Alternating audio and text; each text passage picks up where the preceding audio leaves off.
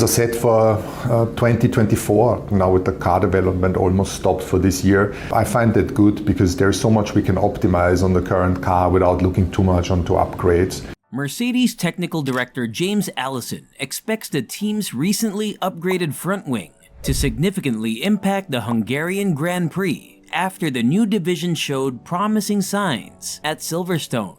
In an ongoing revamp to the original design of their Trouble W14, the latest addition to the car is the British Grand Prix front spoiler. So where are the new updates and promises that get Mercedes fans excited? Let's see. According to Formula One team manager Toto Wolff, the recent introduction of the much-anticipated upgrade package and improved Formula One results have provided a cascade advantage in Mercedes' Formula One team. During the first period at Barcelona and Montreal, Mercedes' last upgrades promised plenty of performance, but one of their strongest races, Silverstone, showed otherwise. W14 is just another diva, as Wolff called it, and it looks like, at this point, the team is already looking to the future.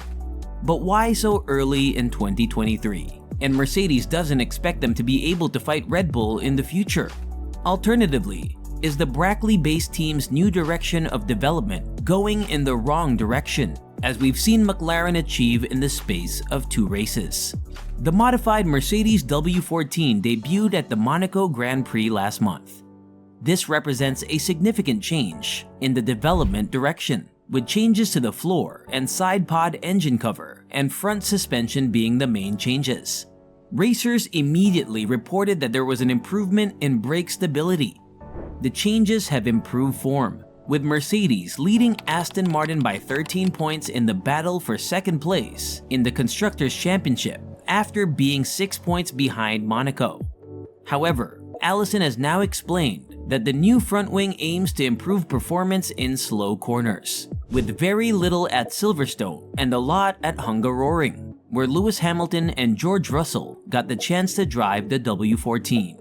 Next, when asked in Mercedes' post-race interview if the front wing was functional, Allison said, "It's still too early to tell.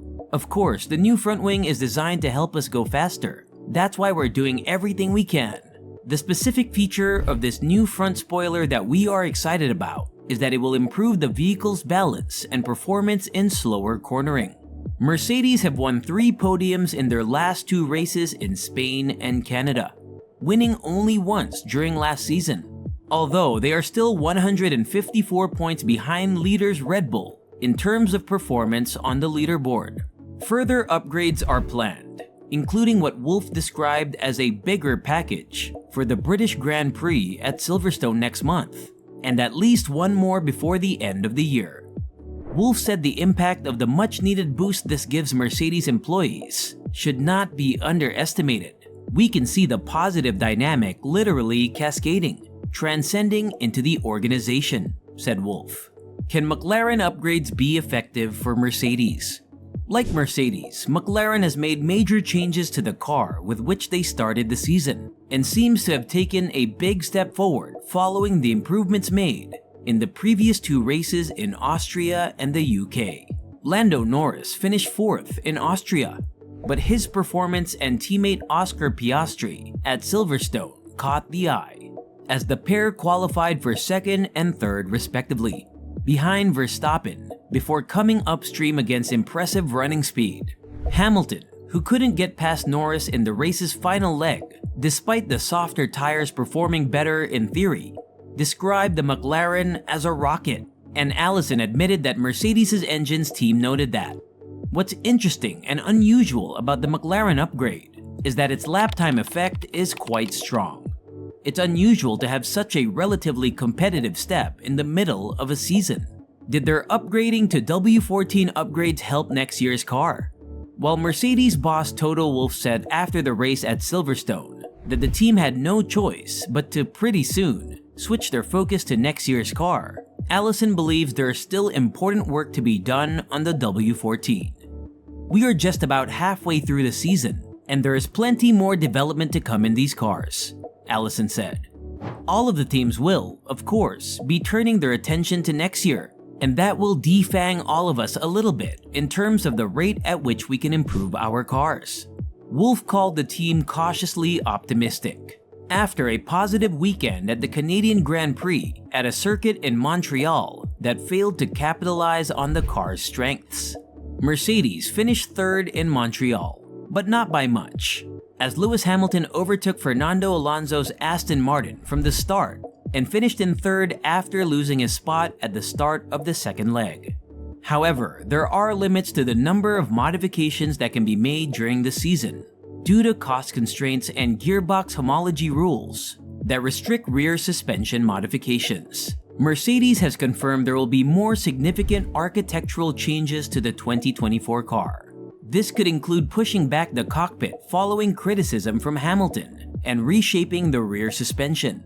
Wolff says that despite the major changes to the current car, the team is still on track with development spending this year, and there will be no further compromises on the remaining resources to continue improving W14 and make sure the necessary changes are made in the coming year, W15.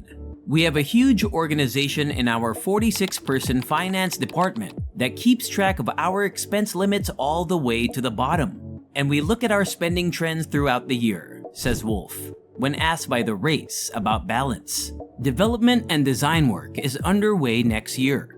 Mercedes will have a small push on wind tunnel runs and available CFD items early next month when the allotment of aerodynamic test regulations is re-established. This is thanks to second place in the Constructors' Championship after finishing third last year. We would like to make improvements on our current car that we know will also carry into next year, so it doesn't feel like throwing good money after bad.